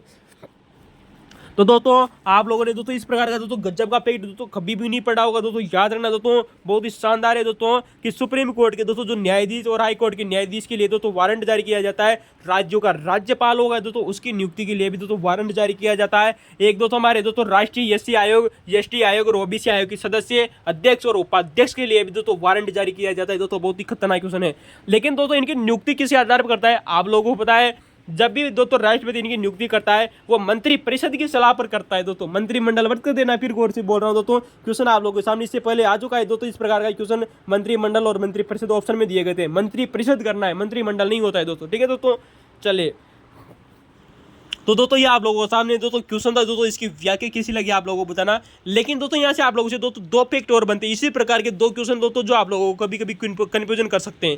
क्वेश्चन आप लोगों से दोस्तों बन सकते हैं दोस्तों यहाँ से कि राष्ट्रपति के द्वारा किस व्यक्ति को दोस्तों कदाचार के आरोप में, यानी कि दोस्तों किसी भी व्यक्ति के ऊपर दोस्तों कदाचार का आरोप लगा दिया जाता है। अब आप लोग पता है दोस्तों कदाचार हमारे सुप्रीम कोर्ट में कहीं, सॉरी दोस्तों भारतीय संविधान में कहीं पर भी दोस्तों परिभाषित नहीं है दोस्तों, आप लोग जानते हो। लेकिन दोस्तों आप लोगों से क्वेश्चन बन रहा है दोस्तों कि राष्ट्रपति के द्वारा कदाचार के आरोप में सुप्रीम कोर्ट से जांच करवाने पर, जब जांच आ जाए, जब उसका प्रतिवेदन आ जाए दोस्तों, तो सुप्रीम कोर्ट से जांच करवाएगा। पहले कौन कराएगा दोस्तों, राष्ट्रपति जब सुप्रीम कोर्ट से जांच करवाता है, और उसके बाद में दोस्तों जो सुप्रीम कोर्ट अपना प्रतिवेदन देता है, उस प्रतिवेदन के बाद में दोस्तों किन किन व्यक्तियों को हटाता है दोस्तों, इतना शानदार प्रश्न है दोस्तों, याद रखना। तो राष्ट्रपति के द्वारा दोस्तों किस व्यक्ति को दोस्तों कदाचार के आरोप में सुप्रीम कोर्ट के द्वारा दोस्तों जांच करवाने के बाद में, उसका प्रतिवेदन आने के बाद में दोस्तों उनको हटा दिया जाता है। इतना शानदार प्रश्न दोस्तों। नंबर दोस्तों यहाँ पर आप लोगों को 2 चीजें याद रखनी दोस्तों, हमारे दोस्तों जितने भी लोक सेवक होते हैं ना दोस्तों, कितने दोस्तों लोक सेवक का मतलब क्या समझे दोस्तों, यहाँ पर आप लोक सेवा का मतलब नहीं दोस्तों, लोक सेवा आयोग के दोस्तों जो सदस्य होते हैं दोस्तों, यानी कि दोस्तों जो यूपीएससी और जेपीएससी यानी कि दोस्तों joint public service commission, UPSC यानी कि दोस्तों यूनियन पब्लिक सर्विस कमीशन, और स्टेट पीएससी यानी कि दोस्तों राज्य लोक सेवा दोस्तों जो आयोग, इनके दोस्तों जो अध्यक्ष और दोस्तों जो सदस्य होते हैं ना, इनको इसी आधार पर हटाया जाता है। यानी कि दोस्तों यूपीएससी हो गया दोस्तों, चाहे वो दोस्तों संयुक्त लोक सेवा आयोग हो गया दोस्तों, चाहे वो दोस्तों किसी भी राज्य के राज्य लोक सेवा आयोग हो गया, उनके अध्यक्ष और सदस्यों को इसी आधार पर हटाया जाता है। इंपोर्टेंट यार है। दूसरी बात हो गई दोस्तों राष्ट्रीय एससी और एसटी आयोग के दोस्तों जो अध्यक्ष और दोस्तों जो सदस्य होते हैं और उपाध्यक्ष होते हैं, इनको भी इसी आधार पर हटाया जाता है। अभी हाल ही में हमने दोस्तों चर्चा की थी कि इनके लिए दोस्तों वारंट भी जारी किया जाता है। राष्ट्रीय एससी एसटी आयोग के दोस्तों जो अध्यक्ष और दोस्तों जो सदस्य होते हैं, इनको भी दोस्तों इसी आधार पर हटाया जाता है। याद रखना दोस्तों दोस्तों कदाचार के आरोप में सुप्रीम कोर्ट से दोस्तों किसे दोस्तों सुप्रीम कोर्ट से जांच करवाने के बाद में हटाया जाता है।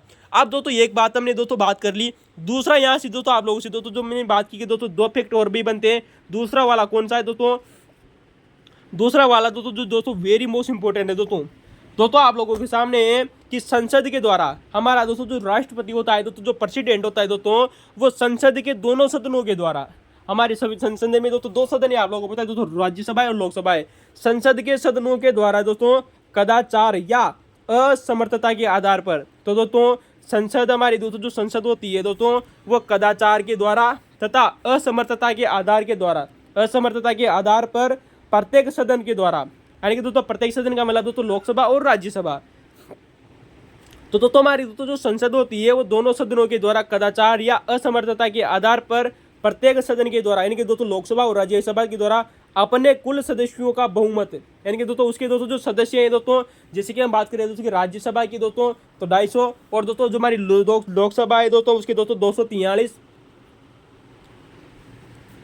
सदस्यों के बहुमत के द्वारा तथा उपस्थित एवं मतदान की दोस्तों उस सभा में दोस्तों जितने भी उपस्थित हुए हैं और जिन्होंने दोस्तों मतदान किया है उनका 2/3 दोस्तों, उनका 2/3 बहुमत मिलना अनिवार्य है।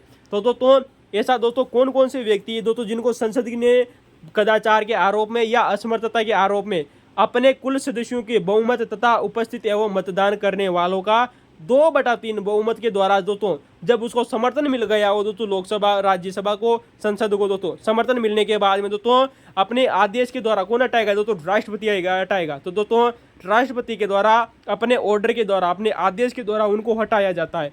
ऐसे कौन कौन से व्यक्ति है दोस्तों, ये आप लोगों से क्वेश्चन बन सकता है। तो दोस्तों इस प्रकार का दोस्तों जो क्वेश्चन है दोस्तों आप लोगों से बन सकता है दोस्तों कि किस राष्ट्रपति किन किन व्यक्तियों को इस आधार पर हटाता है कि अपने कुल सदस्य संख्या का बहुमत तथा उपस्थित मतदान करने वालों को 2/3 बहुमत जब उसको मिल जाता है तो उनको हटाता है। दोस्तों इस प्रकार से दोस्तों 5 व्यक्ति प्रमुख है दोस्तों जो आप लोगों से एग्जामों में पूछे जा रहे हैं। 5 व्यक्ति कौन कौन से दोस्तों आप लोगों को बताया दोस्तों, सुप्रीम कोर्ट के न्यायाधीश, यानी कि दोस्तों सुप्रीम कोर्ट के न्यायाधीश को हटाना हो दोस्तों, चाहे वो दोस्तों हाई कोर्ट के न्यायाधीश को हटाना हो दोस्तों, चाहे वो दोस्तों महान्यायवादी को हटाना हो दोस्तों। तो दोस्तों अगर सुप्रीम कोर्ट को हटाना है तो इसी प्रकार की प्रक्रिया का दोस्तों फॉलो करना होगा। अनुच्छेद 124 की धारा 4 साफ साफ कहती है। वहीं पता है दोस्तों नियंत्रण एवं दोस्तों महालेखा परीक्षक, हमारा दोस्तों जो नियंत्रण एवं दोस्तों जो महालेखा परीक्षक होता है ना दोस्तों, उसको भी इसी आधार पर हटाया जाता है दोस्तों अनुच्छेद 148 की दोस्तों धारा 1 के तहत। जबकि दोस्तों महान्यायवादी तो आपको पता है ना दोस्तों प्रसाद पर्यंत उसकी कार्य करता है, किसके दोस्तों, राष्ट्रपति के। तो दोस्तों नियंत्रण एवं महालेखा परीक्षक को भी दोस्तों इसी आधार पर हटाया जाएगा अनुच्छेद 148 की दोस्तों धारा 1 के तहत। ठीक है दोस्तों। जबकि दोस्तों हाई कोर्ट के न्यायाधीश अनुच्छेद 217 के तहत दोस्तों हाई कोर्ट के न्यायाधीशों को हटाया जाता है। हमने बहुत बार शानदार चर्चा की थी आप लोगों से दोस्तों, याद रखना। तो दोस्तों सुप्रीम कोर्ट के न्यायाधीश हो गए, नियंत्रण एवं महालेखा परीक्षक हो गए, यानी कि दोस्तों केग हो गया, हाई कोर्ट के दोस्तों न्यायाधीश हो गए, 3 चीज याद हो गए। दूसरा इंपॉर्टेंट है दोस्तों राज्य निर्वाचन दोस्तों जो आयुक्त होते हैं हमारे राज्यों के दोस्तों, जो राज्य निर्वाचन दोस्तों जो आयुक्त होते हैं दोस्तों, उनको भी इसी आधार पर हटाया जाता है दोस्तों अनुच्छेद दोस्तों आप जानते हो दोस्तों अनुच्छेद 243 ट। तो दोस्तों 243 दोस्तों जो ट नंबर का दोस्तों जो अनुच्छेद है दोस्तों उसकी दोस्तों जो धारा 2 है दोस्तों उसके तहत इनको हटाया जाता है।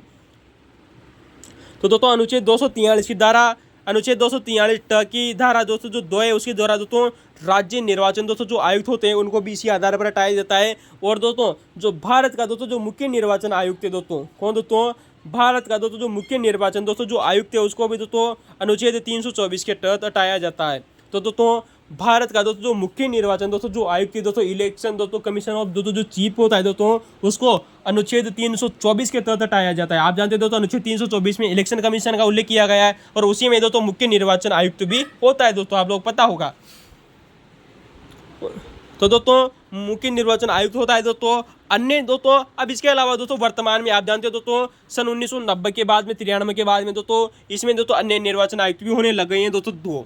तो दोस्तों अन्य निर्वाचन आयुक्त भी होते हैं दोस्तों वर्तमान में, जो जिनको दोस्तों राष्ट्रपति के द्वारा मुख्य निर्वाचन आयुक्त की दोस्तों अन्य निर्वाचन आयुक्तों को राष्ट्रपति द्वारा मुख्य निर्वाचन आयुक्त की दोस्तों जो सलाह होती है उसके आधार पर हटाया जाता है, या उसकी दोस्तों जो सिफारिश होती है दोस्तों, यानी कि दोस्तों अगर मुख्य निर्वाचन अगर सिफारिश कर दे दोस्तों राष्ट्रपति से दोस्तों तो अन्य निर्वाचन आयुक्तों को हटाया जा सकता है दोस्तों, जो हमारे दोस्तों जो इलेक्शन कमीशन में दोस्तों होते हैं सेंटर वाले में। ठीक है दोस्तों।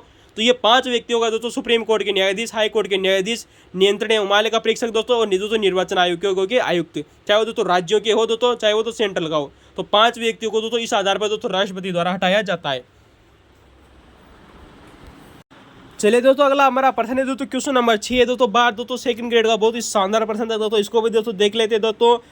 दोस्तों वैसे इस क्वेश्चन को दोस्तों हम आप लोगों को दोस्तों इससे पहले बहुत ही शानदार तरीके से बात कर चुके थे दोस्तों, याद रखना आप हमारे पुराने वीडियो देखे दोस्तों, वहां पर ही क्वेश्चन आप लोगों को दोस्तों मिल जाएगा उसकी व्याख्या के साथ में। दोस्तों क्वेश्चन है दोस्तों, किस अनुच्छेद के तहत भारत का दोस्तों जो मान्यवादी होता है, दोस्तों आप लोगों को पता है दोस्तों भारत का दोस्तों जो मान्यवादी होता है दोस्तों अनुच्छेद 76 के तहत होता है दोस्तों। तो अनुच्छेद 76 में दोस्तों मान्यवादी का दोस्तों पद दिया गया है। तो मान्यवादी को यह अधिकार दिया गया है दोस्तों कि यह अधिकार दिया गया है कि वह संसद के किसी भी सदन में, दोस्तों हमने दोस्तों इस वीडियो के शुरुआत में ही आप लोगों को बताया था दोस्तों कि अनुच्छेद दोस्तों 105 की दोस्तों धारा 3 में दोस्तों जो संसद के विशेषाधिकार दिए गए उनमें दोस्तों ये विशेषाधिकार दोस्तों मान्यवादी को भी मिलता है। इसको मिलता है दोस्तों मान्यवादी को भी दोस्तों ये विशेषाधिकार मिलता है दोस्तों अनुच्छेद 105 की धारा 3 के तहत। तो संसद के किसी भी सदन में उसे बोलने तथा उसकी कार्यवाही में दोस्तों भाग लेने का दोस्तों उसके कार्यवाही में दोस्तों भाग ले सकता है। दोस्तों कौन ले सकता है दोस्तों, मान्यवादी। कहने का मतलब है दोस्तों कि भारतीय संविधान का दोस्तों एक ऐसा अनुच्छेद दोस्तों जो ये कहता है कि मान्यवादी दोस्तों उस समिति का सदस्य नहीं होने पर भी दोस्तों संसद के किसी भी सदन में भाग ले सकता है और वहां पर दोस्तों बोलने का अधिकार है, लेकिन मत देने का अधिकार नहीं है दोस्तों। ये आप लोगों से दोस्तों एग्जाम में क्वेश्चन बन सकता है दोस्तों, मत देने का उल्लेख नहीं है। इसकी दोस्तों हम चर्चा आप लोगों से दोस्तों पहले भी कर चुके थे दोस्तों, याद रखना आप हमारे पुराने वीडियो जरूर देखना, याद रखना दोस्तों। शानदार जानकारियां बताई थी दोस्तों आप लोगों को दोस्तों जो आप लोगों ने कभी भी नहीं पढ़ी हुए दोस्तों, उसी प्रकार की दोस्तों हम एक शानदार जानकारी हम आप लोगों को दोस्तों यहाँ पर आप लोगों को बता दें दोस्तों, जो आप लोगों से एग्जाम में यूपीएससी में एग्जाम में क्वेश्चन बन सकता है दोस्तों। कि दोस्तों जो हमारे दोस्तों प्रथम प्रधानमंत्री हुआ करते थे दोस्तों जवाहरलाल नेहरू, कौन थे दोस्तों, जवाहरलाल नेहरू दोस्तों जो हुआ करते थे दोस्तों। तो प्रधानमंत्री के काल में दोस्तों केंद्र सरकार में दोस्तों एक प्रस्ताव लेकर आए थे दोस्तों, कौन लेकर आए थे दोस्तों, पंडित जवाहरलाल नेहरू थी दोस्तों। जब हमारे भारत के प्रधानमंत्री हुआ करते थे तब दोस्तों केंद्र सरकार दोस्तों एक प्रस्ताव लेकर आई थी कि दोस्तों जो हमारे दोस्तों जो ये मान्यवादी होते हैं ना दोस्तों, क्या होता है दोस्तों मान्यवादी। अब आप जानते हैं दोस्तों अनुच्छेद 76 में और दोस्तों अनुच्छेद 88 में दोस्तों इनका उल्लेख है, अनुच्छेद 105 की धारा 3 में भी इनका उल्लेख है दोस्तों। विशेषाधिकारों का प्रयोग करता है दोस्तों संसद के विशेषाधिकारों का, कौन दोस्तों, मान्यवादी।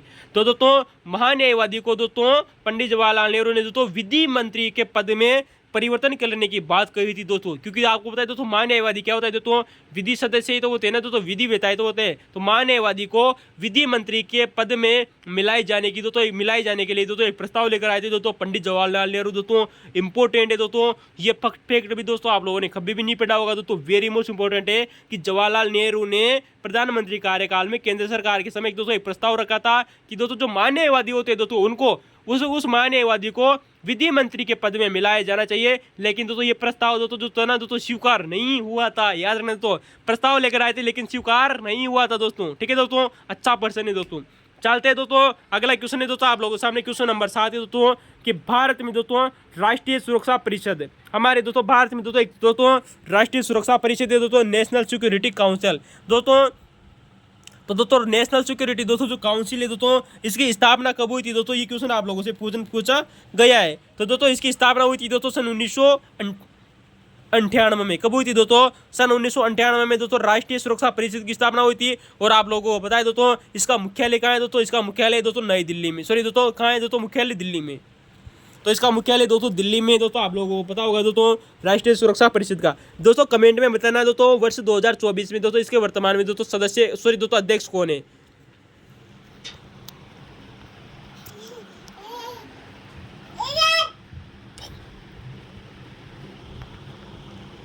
तो दोस्तों चलते हैं हमारा दोस्तों अगला प्रश्न दोस्तों, क्वेश्चन नंबर 8 है दोस्तों, क्वेश्चन नंबर 8 है दोस्तों, क्वेश्चन नंबर 8 है दोस्तों आप लोगों के सामने दोस्तों, प्रश्न नंबर 8 है दोस्तों कि श्रीलंका के संविधान, यानी कि दोस्तों क्वेश्चन दोस्तों हमारे क्वेश्चन दोस्तों भारत का दोस्तों जो एक देश है दोस्तों जिसका नाम है दोस्तों श्रीलंका नामक दोस्तों देश, श्रीलंका देश का दोस्तों एक संविधान है दोस्तों, संविधान। तो उसका दोस्तों जो श्रीलंका देश का दोस्तों जो संविधान है इसमें कौन सा दोस्तों एक संविधान संशोधन किया गया था दोस्तों, जो कि दोस्तों भारत श्रीलंका समझौता सन 1987 का उल्लेख करता है।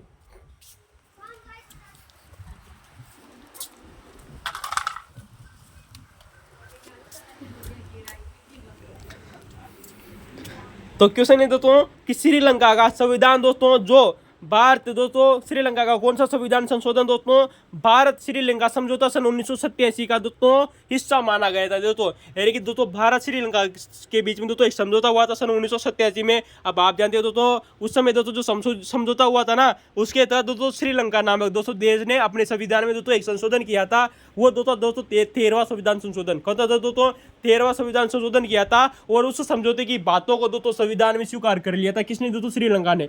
बात करेंगे दोस्तों कि सन 1987 में दोस्तों ये समझौता किस किस के मध्य हुआ था, क्या क्या इसकी खूबियां थी, फिर भी दोस्तों बाद में भी दोस्तों इसकी दोस्तों बहुत सारी चर्चा करेंगे। लेकिन दोस्तों सन 1987 से पहले भी दोस्तों भारत और श्रीलंका के बीच में दोस्तों बहुत सारे क्या हो चुके थे दोस्तों, समझौते हुए थे। बात करते दोस्तों उस समय दोस्तों प्रधानमंत्री हुआ करते थे दोस्तों जवाहरलाल नेहरू। तो दोस्तों जवाहरलाल नेहरू और दोस्तों उस समय दोस्तों श्रीलंका के दोस्तों एक व्यक्ति था जिसका नाम है दोस्तों कोटवाल।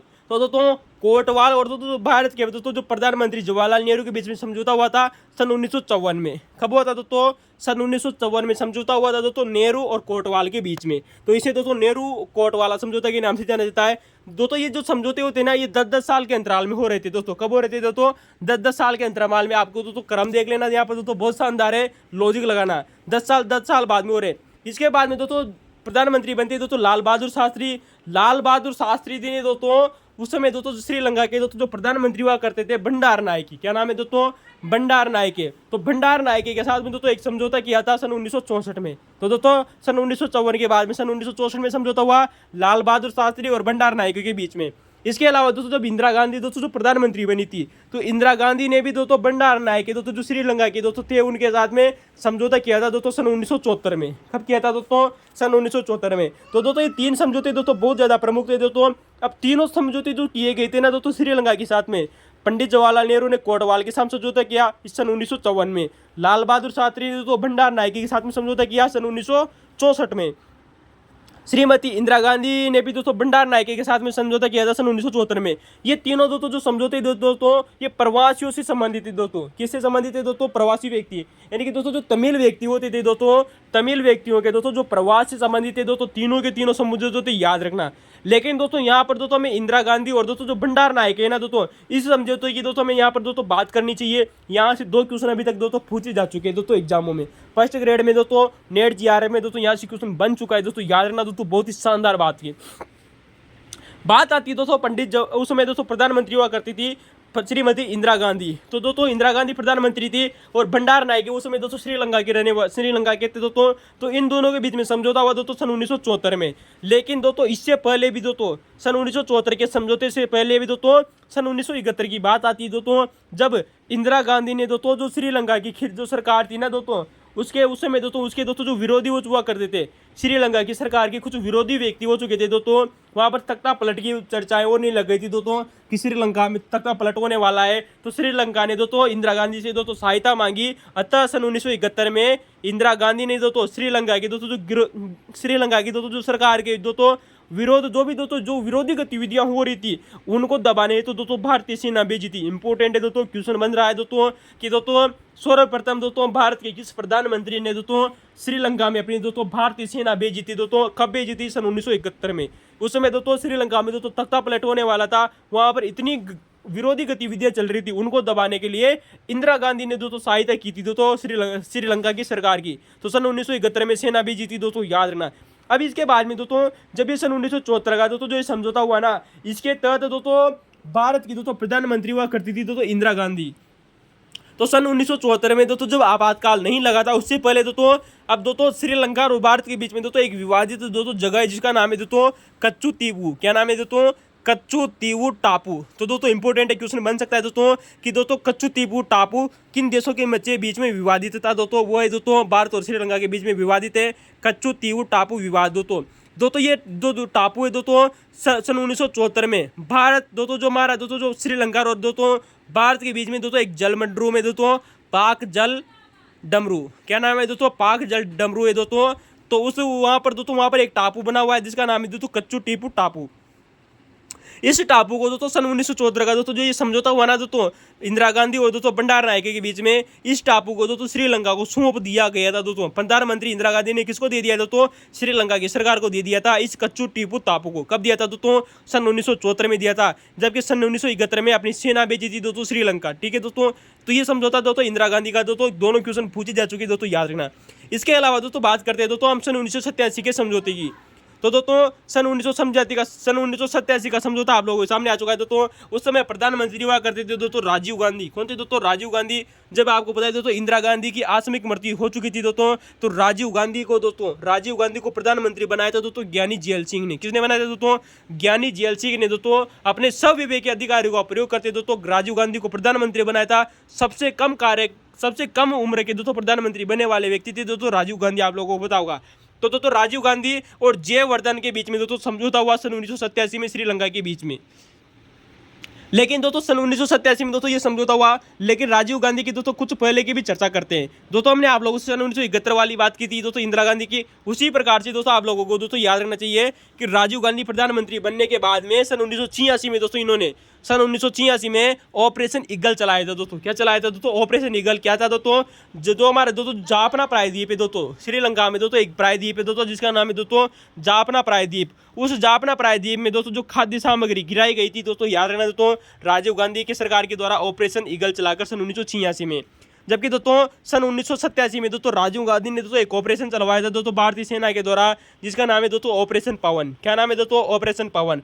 दोस्तों जो ऑपरेशन पवन चलाया था दोस्तों भारतीय सेना ने चलाया था दोस्तों, राजीव गांधी के समय चलाया गया था 1987 में। इस समय दोस्तों श्रीलंका में दोस्तों एक समूह था जिसका नाम था दोस्तों लिट्टे समूह। क्या नाम है दोस्तों? एक लिट्टे समूह था दोस्तों, और उसका दोस्तों जो मुखिया था दोस्तों वो था प्रभाकरण। कौन था दोस्तों? प्रभाकरण। उन दोनों के खिलाफ दोस्तों ऑपरेशन दोस्तों पवन चलाया गया था। ये एग्जाम में क्वेश्चन बन सकता है दोस्तों, वेरी मोस्ट इंपोर्टेंट है, क्योंकि दोस्तों सेकंड ग्रेड और फर्स्ट ग्रेड एग्जाम में क्वेश्चन पूछ चुकी है कि प्रभाकरण की मृत्यु कब हुई थी, कौन सा ऑपरेशन चलाया था। तो दोस्तों प्रभाकरण दोस्तों जो था वो दोस्तों लिट्टे समूह का दोस्तों मुखिया था, और दोस्तों इनके खिलाफ पवन नामक ऑपरेशन चलाया था सन 1987 में।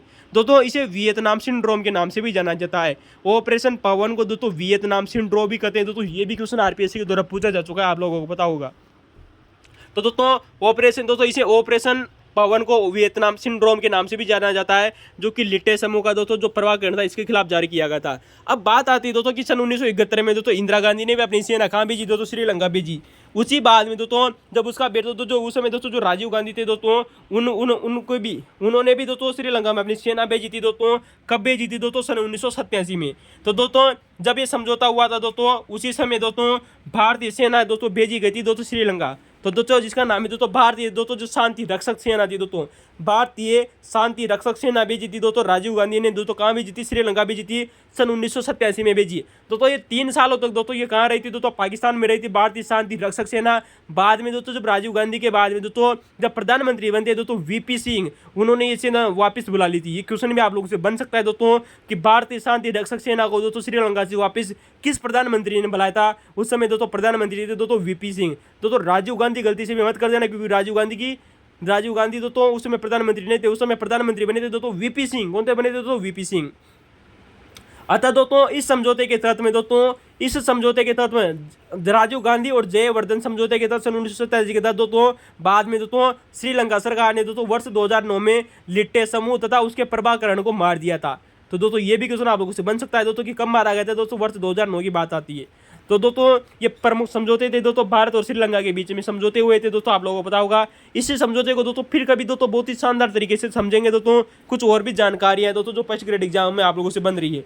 लेकिन दोस्तों आप लोगों से बात करें कि भारत और श्रीलंका के बीच में कौन कौन से दोस्तों जो टापू दोस्तों कौन कौन सी समस्याएं दोस्तों? नंबर 1 बात हुई वो कि दोस्तों कच्चुतीबू टापू दोस्तों जो टापू है दोस्तों, तो दोस्तों इंदिरा गांधी ने दोस्तों श्रीलंका को दे दिया था 1974 में, आप लोगों को पता होगा। इसके अलावा दोस्तों हबन टोटा बंदरगाह दोस्तों आप लोगों को पता है दोस्तों वर्तमान में दोस्तों जो श्रीलंका से सरकार ने दोस्तों चीन को दोस्तों 99 वर्षों के लिए दोस्तों लीज पर दे दिया है, और दोस्तों इससे भारत ने इसका विरोध किया था दोस्तों, याद रखना। तो हबन टोटा बंदरगाह भी दोस्तों समस्या है दोस्तों, एक भी मानव अधिकारों से संबंधित दोस्तों जो मुद्दे हो गए। तो दोस्तों मानव अधिकारों से संबंधित दोस्तों जितने भी मुद्दे हैं दोस्तों उन पर भी दोस्तों विवाद चल रहा है दोस्तों भारत और दोस्तों श्रीलंका के बीच में, आप लोगों को पता होगा। इसके अलावा दोस्तों सेतु समुद्रम दोस्तों जो प्रोजेक्ट है ना दोस्तों, वो अभी दोस्तों भारत और श्रीलंका के बीच में विवादित मुद्दा है दोस्तों, याद रखना दोस्तों, ठीक है दोस्तों। तो उसके तहत दोस्तों नौकायन परियोजना जो चलाई जा रही है दोस्तों, उसका दोस्तों विरोध कर रहा है दोस्तों श्रीलंका। तो दोस्तों ये प्रमुख विवादित मुद्दे हैं। इसके अलावा दोस्तों यहाँ पर आप लोगों को पता होगा जो तमिल नागरिक थे, हमने आप लोगों से बात की थी दोस्तों कि दोस्तों प्रवासियों से संबंधित दोस्तों 3 समझौते हुए थे दोस्तों भारत और श्रीलंका के बीच में। नेहरू कोटवाल समझौता, लाल बहादुर शास्त्री और भंडार नायके सन 1964, श्रीमती इंदिरा गांधी समझौता भंडार नायके के बीच में सन 1974 में। ये तीनों समझौते दोस्तों तमिल व्यक्तियों से संबंधित है दोस्तों। यहाँ पर दोस्तों तेलुगु व्यक्ति बिल्कुल भी मत कर देना है दोस्तों, तेलुगु शब्द को गंडराई कर लेना दोस्तों। यहाँ पर तमिल शब्द आएगा, तमिल जनजाति के दोस्तों जो लोग हैं दोस्तों उनसे संबंधित दोस्तों, उनके प्रवासियों से संबंधित दोस्तों ये मुद्दे थी। तो दोस्तों यार ना ये प्रमुख दोस्तों समस्याएं थी दोस्तों। तो व्याख्या कैसी लगी आप लोगों को कमेंट में जरूर बताना। चलते दोस्तों क्वेश्चन नंबर 9 की तरफ दोस्तों। आप लोगों के सामने दोस्तों क्वेश्चन नंबर 9 है दोस्तों कि राजस्थान में दोस्तों जो जिला परिषद है दोस्तों, क्वेश्चन राजस्थान की राज्य व्यवस्था से पूछा गया है कि दोस्तों कि राजस्थान में दोस्तों जो जिला परिषद होती है, जिला परिषद के दोस्तों जो सदस्य होते हैं दोस्तों, ये किसको संबोधित करके, राजस्थान में जिला परिषद के दोस्तों जो सदस्य होते हैं ये किसको संबोधित करके अपने सहस्ताक्षर सहित अपना पद से त्यागपत्र देता है। यानी कि दोस्तों अपना त्यागपत्र किसको देता है दोस्तों, ये क्वेश्चन आप लोगों से क्वेश्चन पूछा गया है कि राजस्थान में जिला परिषद के सदस्य दोस्तों किसे संबोधित कर सहस्ताक्षरित लेख के द्वारा अपने पद से दोस्तों त्यागपत्र देता है। दोस्तों ये क्वेश्चन आप लोगों से बन सकता है दोस्तों, क्वेश्चन है दोस्तों, बहुत शानदार क्वेश्चन है। चलिए दोस्तों इसका उत्तर होगा दोस्तों जिला प्रमुख। बहुत बार ये क्वेश्चन आया हुआ था दोस्तों, फिर कभी दोस्तों आप लोग अन्य एग्जामों में देख लेंगे दोस्तों इस क्वेश्चन को। तो दोस्तों जिला परिषद के दोस्तों जो सदस्य होते हैं दोस्तों ये जिला प्रमुख अपना त्यागपत्र देते हैं।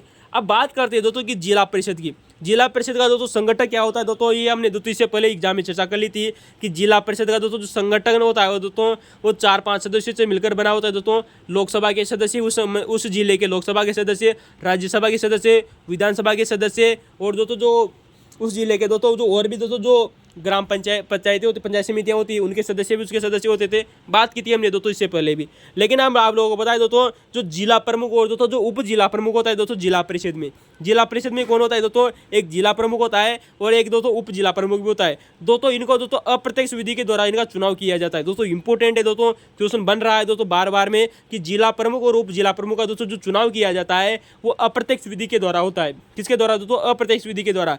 जबकि दोस्तों जो जिला परिषद के दोस्तों जो सदस्य होते हैं इनका दोस्तों जो चुनाव किया जाता है ये प्रत्यक्ष विधि के द्वारा किया जाता है, यानी कि दोस्तों डायरेक्ट चुनाव किया जाता है दोस्तों जिला परिषद के सदस्यों का। अब दोस्तों ये सदस्य दोस्तों जो इनका चुनाव का दोस्तों प्रत्यक्ष विधि के द्वारा, इनका दोस्तों इन सदस्यों के द्वारा जिला प्रमुख और उप जिला प्रमुख को दोस्तों अप्रत्यक्ष विधि से चुना जाता है। तो दोस्तों आप लोगों को पता होगा ये क्वेश्चन आप लोगों से बन रहा है दोस्तों, अप्रत्यक्ष विधि से चुनाव किसका होता है, अप्रत्यक्ष विधि से किसका चुनाव होता है। लेकिन दोस्तों ये सदस्य अपना त्यागपत्र किसको देते हैं। जिला प्रमुख की बात करें तो दोस्तों जो जिला प्रमुख होता है दोस्तों ये संभागीय दोस्तों जो आयुक्त होता है दोस्तों उसको दोस्तों अपना क्या देता है दोस्तों, त्यागपत्र देता है। तो दोस्तों जो जिला प्रमुख होता है दोस्तों ये दोस्तों संभागीय आयुक्त को अपना त्यागपत्र देता है। वहीं बात करेंगे दोस्तों दो व्यक्ति अन्य बच गए, एक तो बच गया उप प्रमुख दोस्तों और दोस्तों जिला परिषद सदस्य। ये दोनों की दोनों दोस्तों जिला परिषद को जो जिला प्रमुख होता है ना उसको अपना त्यागपत्र देता है। यानी कि दोस्तों जिला प्रमुख तो किसको देगा दोस्तों, संभागीय आयुक्त को दोस्तों अपना त्यागपत्र देगा। अब इसके अलावा दो व्यक्ति बच गए, एक तो उप प्रमुख बच गया दोस्तों और जिला परिषद दोस्तों जितने भी सदस्य दोस्तों ये सारे के सारे किसको दोस्तों अपना त्यागपत्र किसको देंगे, ये जिला प्रमुख को देंगे दोस्तों। किसको देंगे दोस्तों, जिला प्रमुख को। तो ये दोस्तों एक क्वेश्चन था और इसके हमने संगठन की बात इससे पहले कर चुके थे दोस्तों एग्जाम में। आप हमारे पुराने वीडियो देखो दोस्तों, वहाँ पर आप लोगों को दोस्तों इसका संगठन मिल जाएगा दोस्तों, हमने चर्चा की थी जो एग्जाम में पूछा भी गया था दोस्तों। चलते हैं दोस्तों क्वेश्चन नंबर 10वां है दोस्तों आप लोगों के सामने दोस्तों। वैसे ही क्वेश्चन दोस्तों बहुत बार पूछा जा चुका है दोस्तों कि महिलाओं का घरेलू हिंसा से संरक्षण। दोस्तों महिलाओं का घरेलू हिंसा से दोस्तों जो संरक्षण अधिनियम है दोस्तों वर्ष 2005 का, कब का है दोस्तों, वर्ष 2005 का दोस्तों एक अधिनियम है दोस्तों महिलाओं का घरेलू हिंसा से संरक्षण अधिनियम वर्ष 2005। तो दोस्तों क्वेश्चन ये नहीं पूछा गया है दोस्तों कि दोस्तों किस वर्ष का है, लेकिन क्वेश्चन आप लोगों से पूछा गया है दोस्तों कि महिलाओं का घरेलू हिंसा से संरक्षण दोस्तों जो अधिनियम है ना दोस्तों वर्ष 2005 वाला, ये भारत सरकार के द्वारा दोस्तों किस वर्ष क्रियान्वित किया गया था। यानी कि दोस्तों इसको कब लागू किया गया था दोस्तों। इस अधिनियम को लागू करने की देती तो शब्द गौर करना है दोस्तों, हमेशा पूरे प्रश्न को दोस्तों अंत तक जरूर पूछने हैं दोस्तों। यानी कि पूरे प्रश्न को दोस्तों अगर आप अंत तक दोस्तों देखेंगे तभी आप लोगों को दोस्तों क्वेश्चन सही होगा दोस्तों। तो दोस्तों अधिनियम दोस्तों वर्ष 2005 का था, लेकिन इसका क्रियान्वयन पूछा गया है। क्या पूछा गया दोस्तों, क्रियान्वयन। तो यानी कि दोस्तों ये लागू कब हुआ था, लागू हुआ था दोस्तों 26 अक्टूबर सन 2006 को। कब हुआ था दोस्तों, 26 अक्टूबर सन 2006 को दोस्तों ये लागू हुआ था दोस्तों, याद रखना। तो दोस्तों यहाँ पर सन ही पूछा था दोस्तों आप लोगों से 2006। वैसे हमने आप लोगों को पूरी तिथि बता दी है दोस्तों 26 अक्टूबर वर्ष 2006। अब दोस्तों यहाँ पर आप लोग दोस्तों ये 4 और अधिनियम है दोस्तों उनको भी देख लेना दोस्तों, जो आप लोगों ने दोस्तों कभी भी नहीं सुने होंगे दोस्तों, याद रखना। नंबर 1 आता है दोस्तों राजस्थान जन सुनवाई अधिनियम दोस्तों वर्ष 2012 का। दोस्तों राजस्थान जन सुनवाई दोस्तों जो अधिनियम है दोस्तों वर्ष 2012 का अधिनियम है दोस्तों, ये कब लागू होता दोस्तों? अधिनियम 2012 का है। कब का अधिनियम है दोस्तों? 2012 का। ये भी याद रखना है कब का था दोस्तों? 2012 का। लेकिन लागू कब हुआ था दोस्तों? 1 अगस्त 2012 को लागू हुआ था दोस्तों जन सुनवाई का दोस्तों जो अधिकार है दोस्तों। तो दोस्तों याद रखना दोस्तों, राजस्थान जन सुनवाई का दोस्तों जो अधिकार है दोस्तों, ये वर्ष 2012 का अधिनियम है 1 अगस्त 2012 को दोस्तों लागू हुआ था। इसके अलावा दोस्तों यहाँ पर एक और अधिनियम आता है दोस्तों, राजस्थान में राजस्थान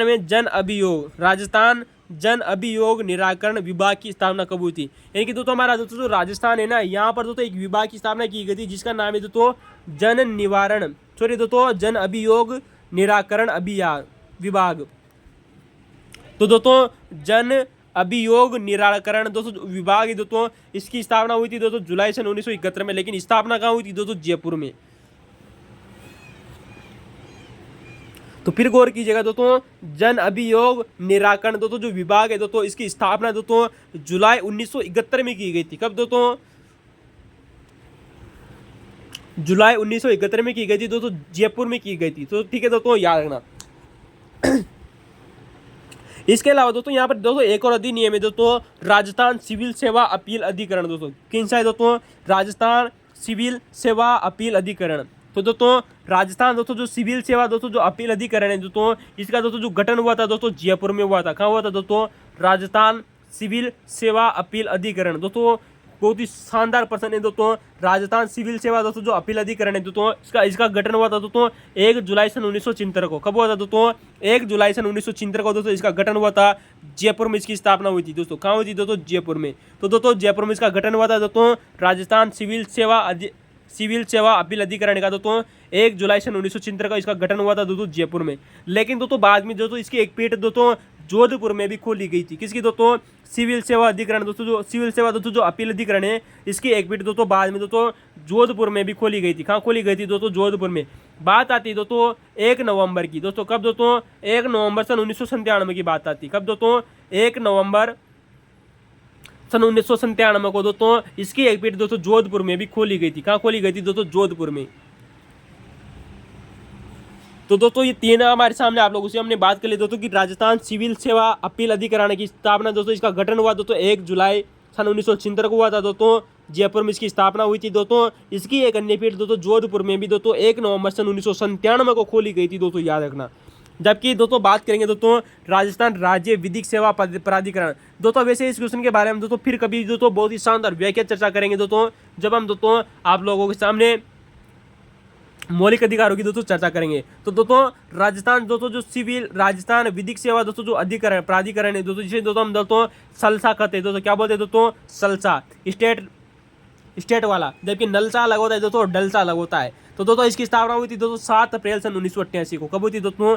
राजस्थान राज्य विधिक सेवा दोस्तों जो प्राधिकरण है दोस्तों, इसका दोस्तों जो गठन हुआ था दोस्तों 7 अप्रैल सन 1988 को। जबकि दोस्तों इसमें नियम सन 1995 में बनाया गया था और नियम दोस्तों 1999 में बनाया गया था। ये भी आप लोगों को दोस्तों याद रखना दोस्तों, राजस्थान राज्य विधिक सेवा नियम कब बना था दोस्तों? सन 1995 में। जबकि राजस्थान राज्य विधिक नियम कब बना था दोस्तों? 1999 में। तो दोस्तों नियम प्राधिकरण कब गठित हुआ था दोस्तों? 7 अप्रैल सन 1988 को। नियम बना सन 1995 में और नियम सन 1999 में। तो दोस्तों ये आप लोगों के सामने दोस्तों प्रश्न थे दोस्तों। आपकी व्याख्या कैसी लगी? धन्यवाद दोस्तों। है बात को लाइक कीजिए, शेयर कीजिए, सब्सक्राइब करना।